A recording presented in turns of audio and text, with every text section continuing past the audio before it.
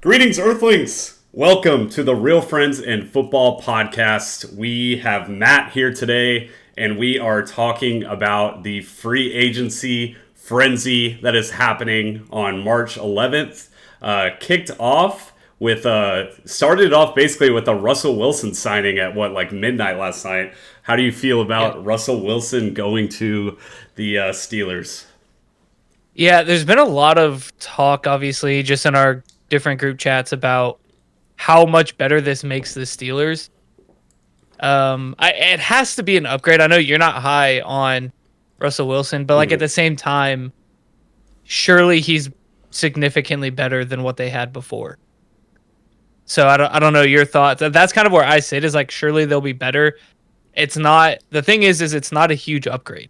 Yeah. So does it make them better? Yes. What's the point? Yeah, It's kind of the way I see it. I don't see it as a significant upgrade. I'm not hot on Kenny Pickett either, though.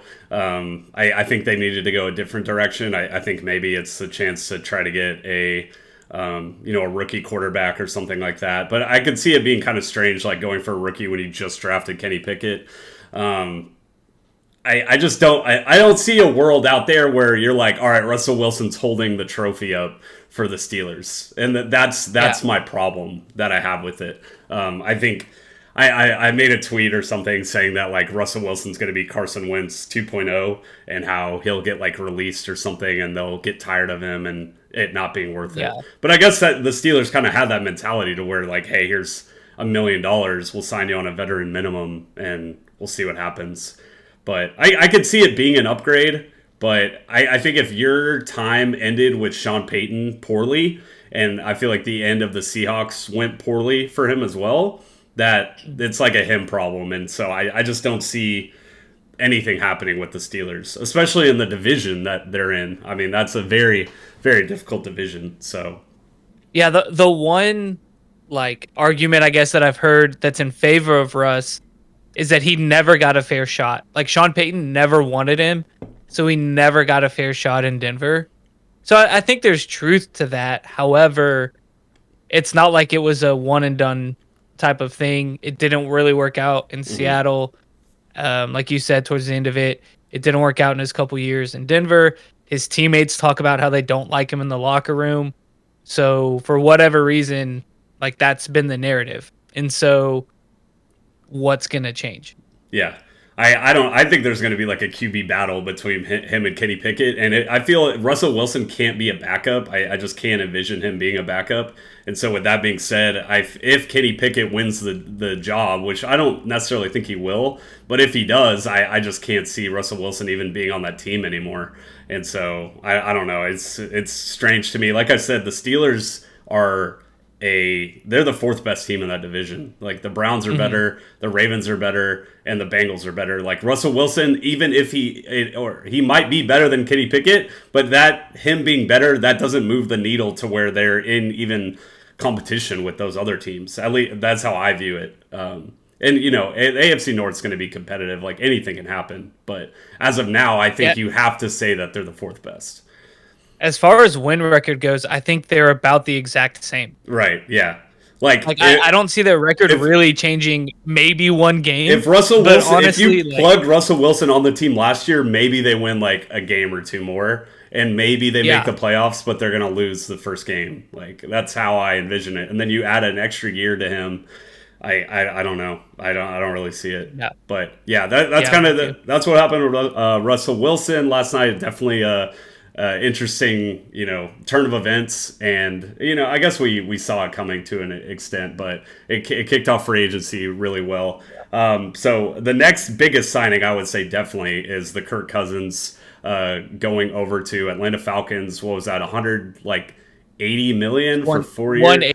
180 for 4 years. I personally really like the signing. I'm a huge Kirk Cousins fan.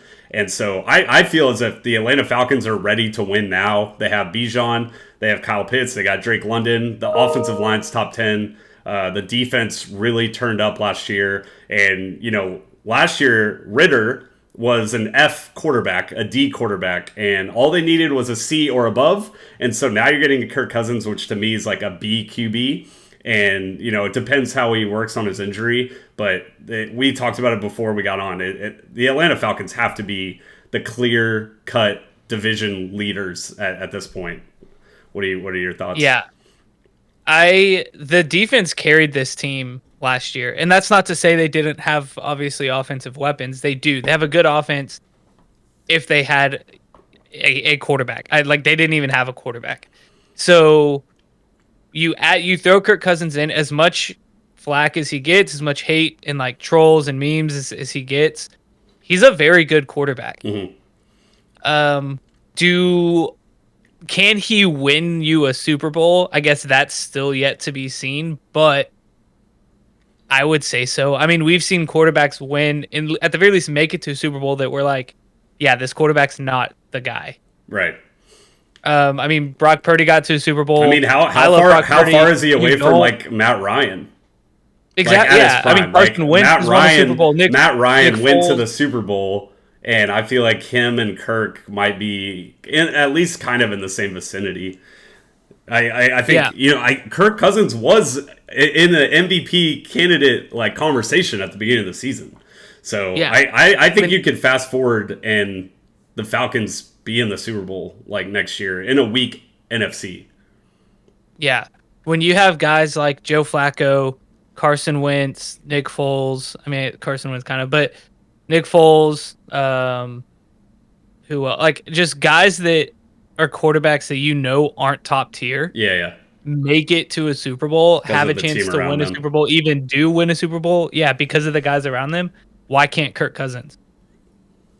Like you said, Matt Ryan. Mm-hmm. I mean, there's no reason he can't get it done. As much as like this primetime Kirk thing is, goes around, he's still a very good quarterback, and I would be fine having him on my team. Yeah, I think the move makes a lot of sense for the Falcons. They're a win-ready team. You got Bijan in his complete prime at this point, and you got Drake London, Kyle Pitts, everything like that, and you bring in a quarterback that's top 10. And they in a weak division, in a weak NFC and weak NFC South, I feel like they can get it done.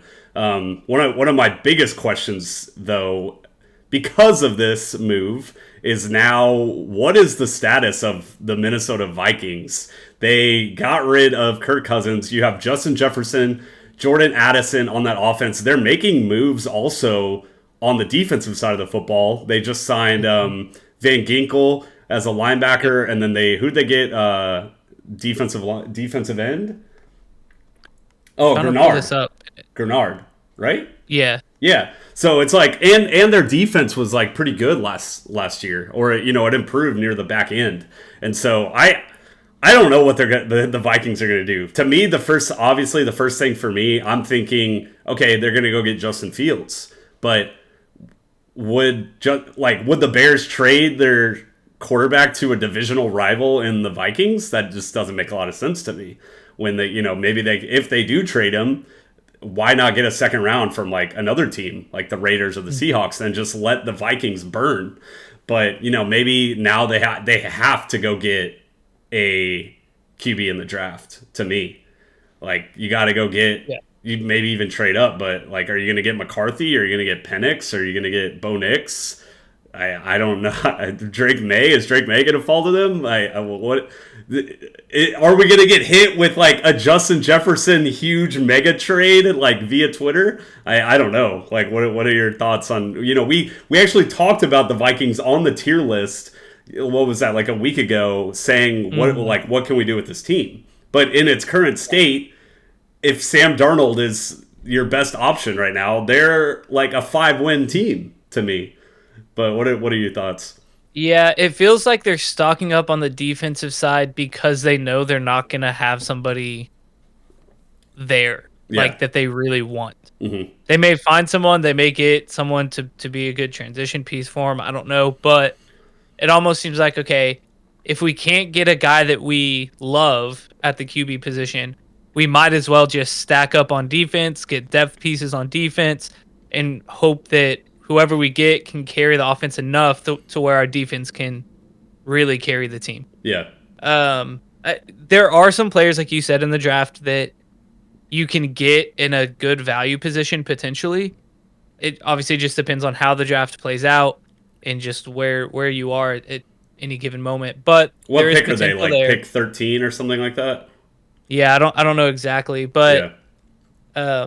at a spot where I think a quarterback could go, Right. just because I think there are But some they're good not they're not quarterbacks. gonna get they're not gonna get one of those like high end like Caleb Right. Williams or the Jaden Daniels Yeah. type guy. Yeah. Maybe Drake May falls to them. I think that would That be would be kind of yeah, that'd crazy, be a huge especially with all the needy teams that like need quarterback. Right, you yeah. got like the Patriots, you got the Commanders, you got the Bears potentially, and then the Giants are up there also. So it's like, can the Vikings even get a quarterback at the spot that they like? Yeah, and I don't and that makes sense for that draft pick. I also don't know what draft capital they really have Mhm. to make a trade for Justin Fields, to make a trade up in the draft.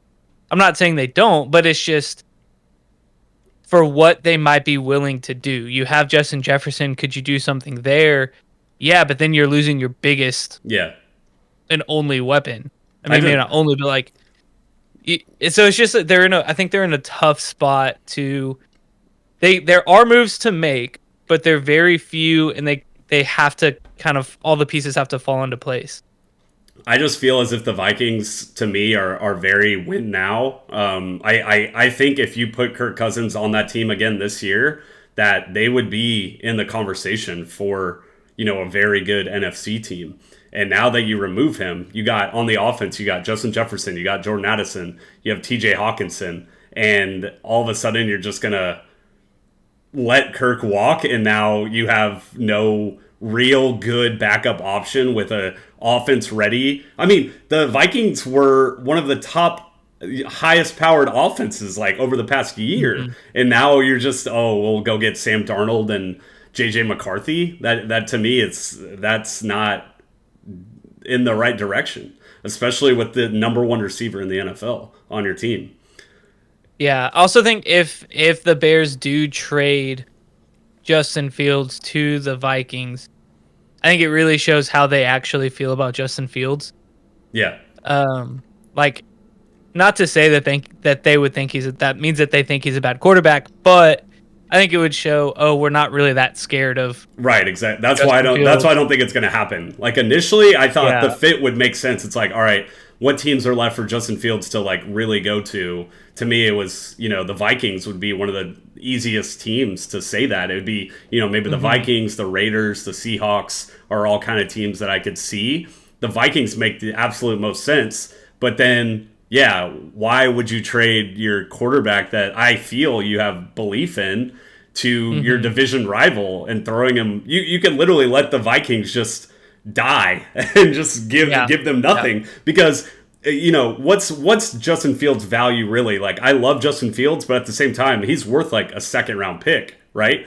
But Mhm. if if you can get a second round pick for him, I was just talking about it. Why not just trade him over to the Raiders or the Yeah. Seahawks and get that, or even get a third rounder instead? Because like, why would you give away your or a franchise quarterback over to your rival? Like, it makes absolutely no sense. So Yeah. I think the Vikings are kind of in deep shit right now. But maybe they have something planned, like they have to.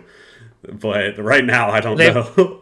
I think it was pretty clear, like the writing was in the stars that Kirk wasn't coming back. I don't even know if they were pursuing Yeah. that all that much. So in theory, they should have been planning for Hmm. this for months now. Yeah. And if not, then their franchise deserves to crumble.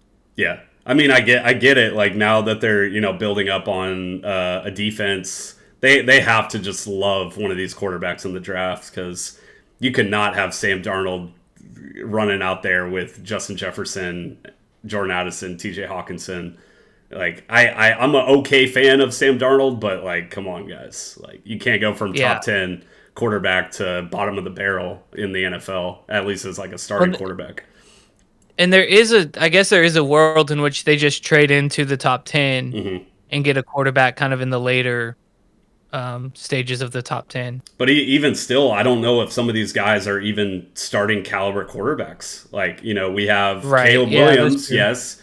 Jaden Daniels, I feel, seems like a lock to be the number 2 pick, and then or 3, and then then now you get guys all with some issues. You get the Drake May, who's erratic. You get Bo Nix, who to me like a 5-year starter that he doesn't have a lot of upside to me. Same thing kind of with Penix, and then now JJ McCarthy is kind of like going up the ranks, but at the same time he's more of a project. He's like a 20-year-old quarterback that I don't know if he's ready like day one to compete with Justin Jefferson out on the outside. You know what I'm saying? That just seems like very interesting to me to just throw a 20-year-old guy out there in the Wolves in a now getting competitive division as well.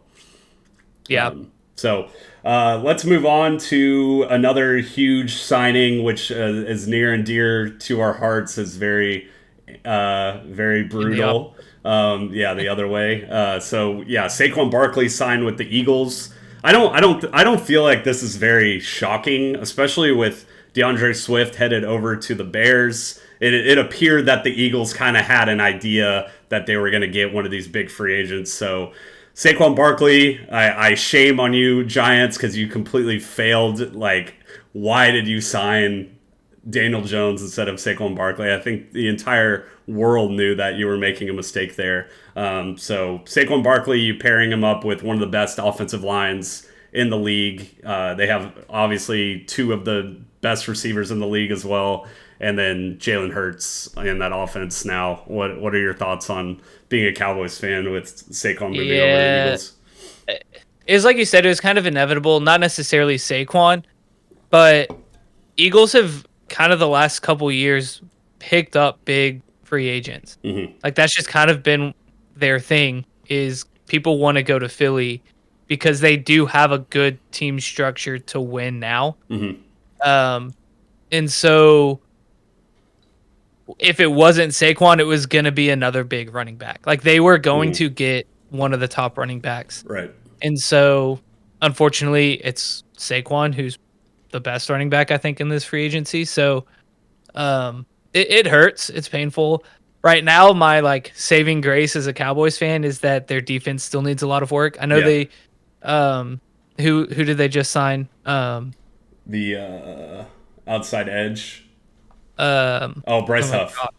Yes, gosh, my mind kept going to Brian Burns. I'm like, I that know would that's be wrong. Yeah, I'm like, I know that's wrong. So they got Bryce Huff. Huff, and then they're also in talks with Xavier McKinney as well. Xavier McKinney. So obviously, like another big pickup for Bryce to get Bryce, but their defense, especially their secondary, needs a ton of work.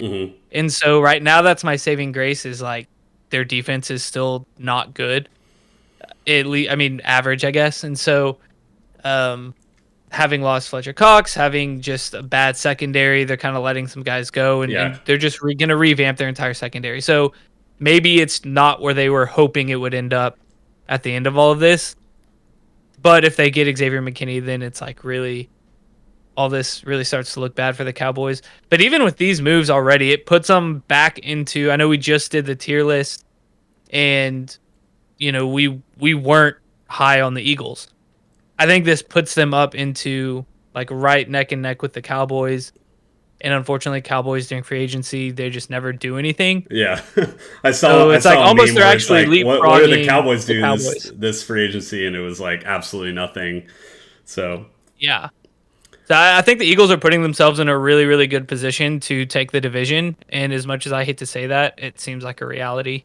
Yeah, I think for sure the Saquon Barkley. I was thinking about this. I feel as if you're like a running quarterback, you kind of need that running back to use play action and kind of open up the offense a lot more. You have Anthony Richardson with Jonathan Taylor, and Lamar. He has like a big run game as well, and so I feel like having that like stout running back next to you makes the offense just open up a lot more, right? Because if you have like all these like big time receivers with a Kirk Cousins type thing, you don't really need that running back because you can kind of air it out a little bit more. But Jalen Hurts being able to rely on that like play action to me makes a lot more sense. Is kind of what I was trying to say. And then I guess we can talk a little bit about the Cowboys as well. Made absolute no moves. Biotish went to the Commanders.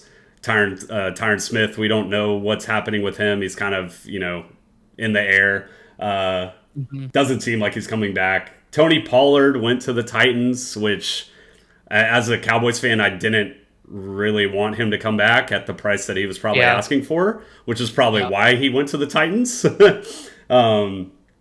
So that's okay with me, because I never saw Tony Pollard as an RB1. But what do you think the Cowboys are going to do with their like $3 million in cap? They need to restructure contracts, obviously, to create more cap space to even be competitive in the market. I feels like they're gonna try to just do it in the draft. Yeah, like this running back position. Maybe they're like, oh, Aaron Jones torched us, so let's go back and sign him since he's gonna get released. I don't know what his asking price is gonna be. But as it stands right now, like that's kind of their only option, is to get a guy that's gonna be there temporarily. I mean, technically everyone's there for a temporary amount of time, but yeah, it's like Rico Dowdle is the starter right now. Malik Davis. And I like think he's a free agent too, technically. Oh, really? Okay. Yeah, I was trying to look at like our RB room again. Yeah. So we just don't have we don't have any cap space to play with to match these offers. I think we have a desirable team. Like, people want to play for the Cowboys with how our team is right now. Mm-hmm. I think we are in a pretty win now situation. And so it's just unfortunate that we don't have the ability to do anything. We also don't have the front office that tends to do anything. Yeah. They love to make the most of their free agency moves, but they're more value moves, not these star players. And then we try to get really good draft picks. Yeah. I think I feel as if Derrick Henry wants to come to the Cowboys, but I don't know how much money we can pay him. And then maybe the market starts like dying out to where we can give him a favorable contract for both parties. What is Derrick Henry probably worth right now? Like $8 million or something? Yeah, I think that's fair. Probably around like what Tony Pollard and DeAndre Swift probably got paid, I think, being, a 30-year-old running back. But well, that's kind of the thing, is like he's definitely better than those running backs. Yeah. But because of his age, it's just like what wins in those negotiations. Hey, I'm Derrick Henry, look at my resume, versus, yeah, but you're an aging Derrick Henry. So right. Yeah. It's like who wins in those negotiations. I think he's probably a 1-year deal somewhere, maybe 2. And then, yeah, I feel like he probably wants to come to the Cowboys, but at the same time, like, we need to open up cap room in order to go get him if we want. But if not, we're definitely going to have to put resources into the draft, like 100%, especially a Cowboys team that like needs to run the football.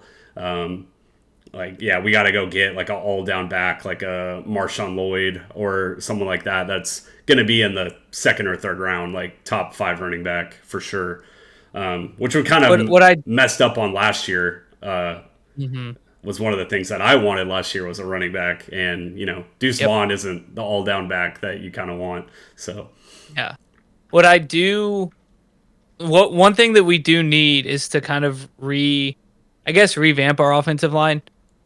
I mean, just losing Biotish, losing Tyron Smith, there's just some holes there that we can address before we look at, maybe this is their thought. Before throwing our money at a running back, let's figure out what we're going to do on the offensive line. Because we've seen teams, like, now granted, our team makeup is a little bit different, but the Eagles have done a phenomenal job with average running backs. Right. So maybe the thought is and this has kind of been the debate with the whole running back market, we're not going to shell out all this money when less talented backs can get the job done all the same. Right. Yeah. You got to get that archetype. Mm-hmm.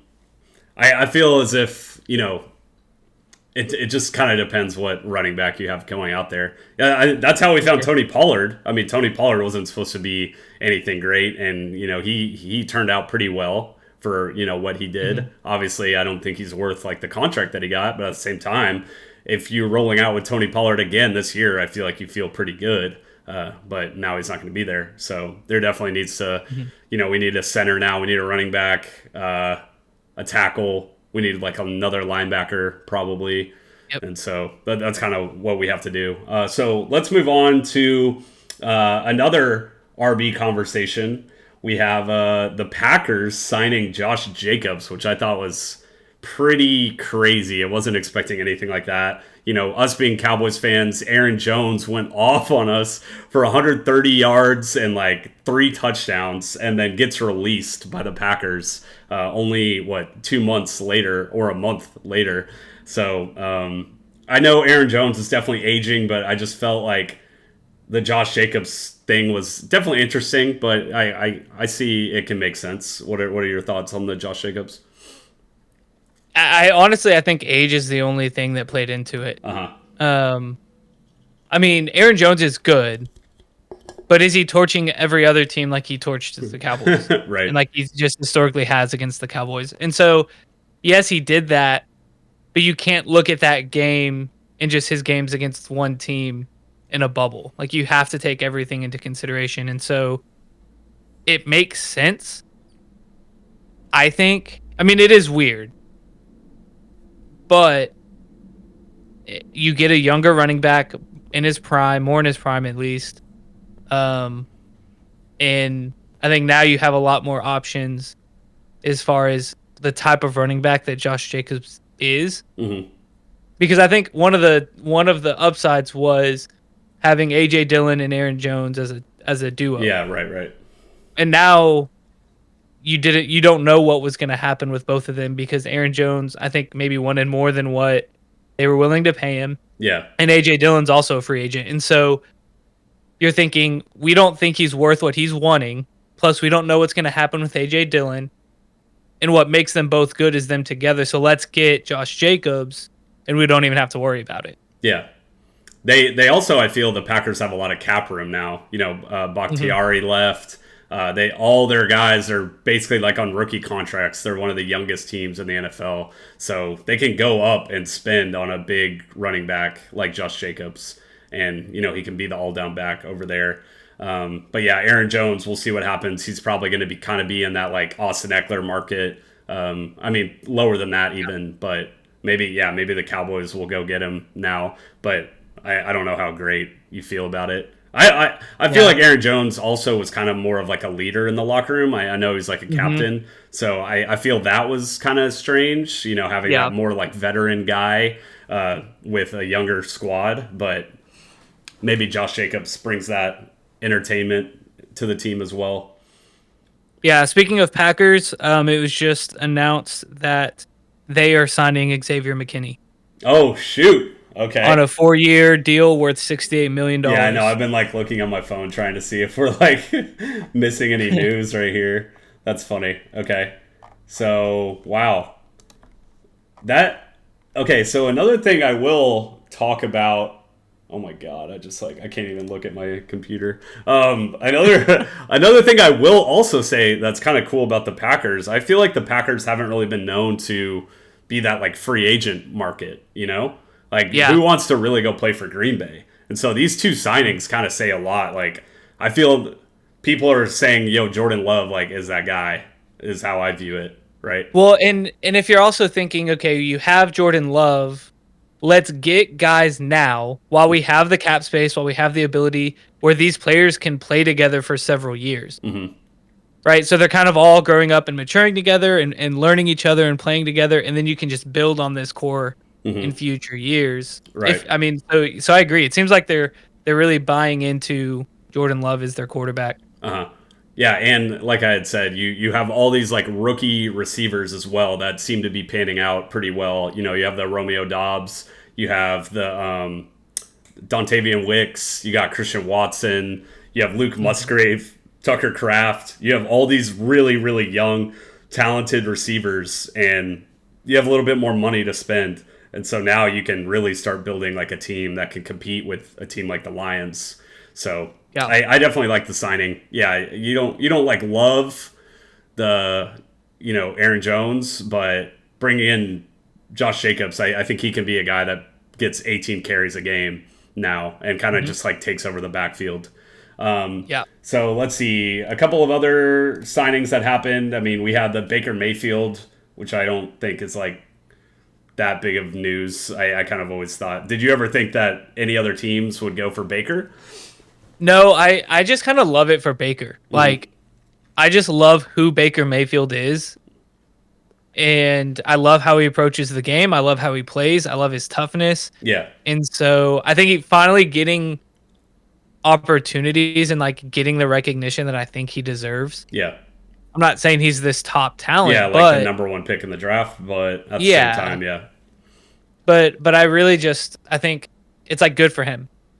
Is kind of how I feel about it. Yeah, I felt the same way. I think the Browns kind of hoed him a little bit, and they have to think that was a mistake getting rid of him because now they have Deshaun Watson. I view Baker as better than Deshaun, and so the fact that he didn't get signed over there, had to go over the Panthers and just bounce around. I also feel like Baker Mayfield is just like really good for the NFL. Like what you were kind of saying, he kind of has that gritty, like very entertaining quarterback to watch on the field, and so it made a ton of sense for the Bucs to just be like, hey, you worked for us, let's just like continue this going on, because what's the backup option for them?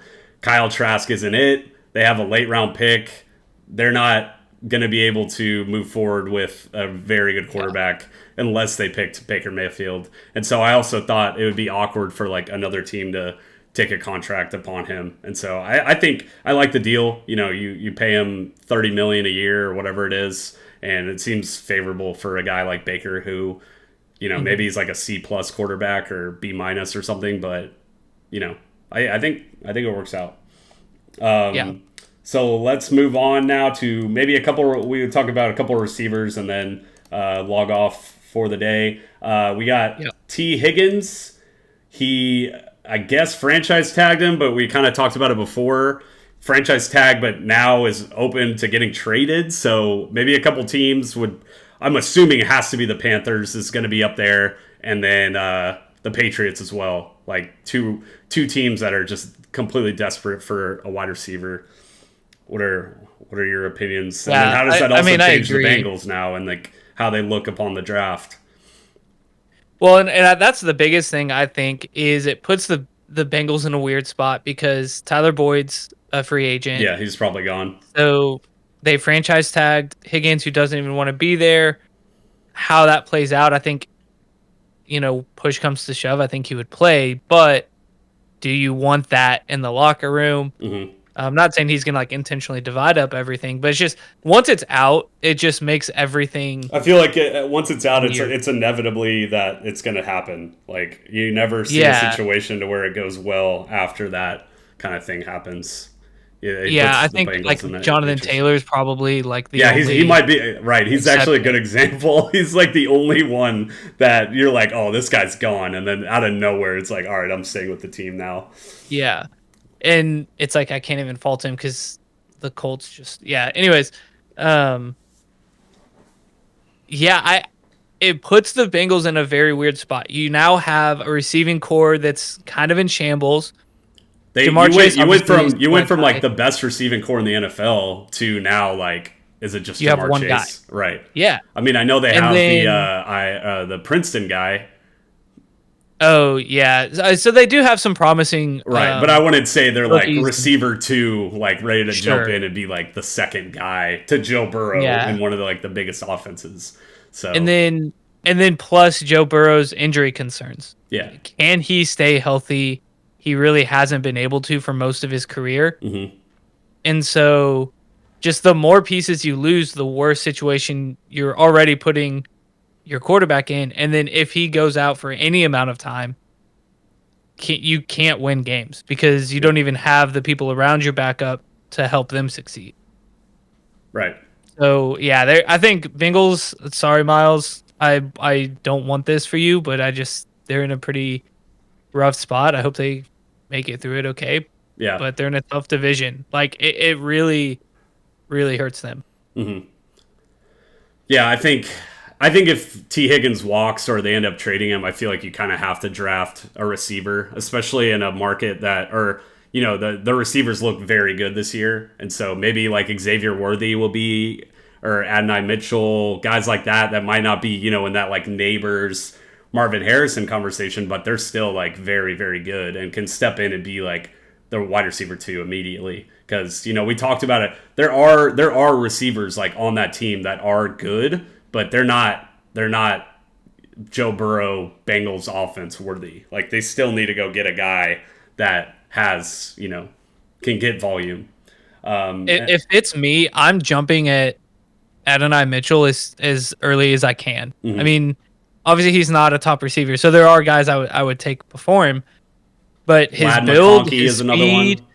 like, dude, Mitchell, as much as Worthy was talked about and hyped up for the Longhorns, Mitchell was so much better in my opinion than he was. Mm-hmm. Just as an all-around receiver, as a blocker, like just everything, I would prefer Mitchell. And I think he could step in anywhere and produce. Yeah, I agree with that.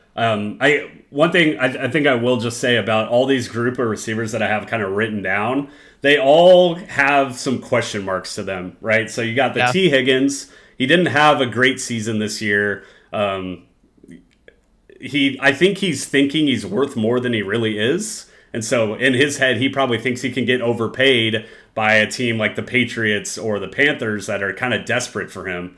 And then I feel the same way kind of about Calvin Ridley and Gabe Davis. Like Gabe Davis had showed moments of like disappearance. And so now he's going to go to the Jags. And then we have a guy like Calvin Ridley who him and Gabe Davis might end up just like flipping. Like I could see Calvin Ridley just going over the Bills now. So I think these are guys that teams to me have to know that this draft is just filled with receivers. And these are guys here that to me, they just probably think they're worth more than they actually are. And that's how my opinion on that is. Yeah, I think a lot of these free agent receivers are not going to get signed until after the draft. Yeah. Or they're getting signed with organizations already knowing, hey, we're still going to go for someone in the draft. Yeah. I mean, that would be like a Patriots or a Panthers that literally can be like, yeah, we'll sign you, but then we're also going to draft a guy because we're so needy of like the Panthers have absolutely nothing. And so they're like, they're so desperate to where they have to go get one of these guys. And then they're also going to go draft one because Adam Thielen's on the tail end of his career. And, what do you have in DJ Chark? And so they have to do something. And the same thing could be said for the Patriots to where if they're going to go get a quarterback in the draft like a Drake May or a Jaden Daniels, they have to have a receiver to pair up with them because they don't want to have the Bryce Young situation happening over there. Like you have to get a receiver to pair up with your quarterback or else it's not going to end up working out. So any other free agents you wanted to talk about? Not really. There's a ton on defense that are still out there that I think are great. You have Leonard Williams, Kendall Fuller, Danielle Hunter. Patrick Queen. I know he's older, no, he's still pretty young, isn't he? I was thinking of someone else. Yeah, Patrick Queen's 24. Yeah, no. Patrick Queen's like young, really young. Chase Young's only 24 years old. Is that real? Wait, really? That's what I see right here. That's wild. I was for whatever reason I was mixing. Well, I know why. I was mixing up Patrick Queen's age with CJ Mosley's because I had them both in fantasy. So, so that's what I was doing.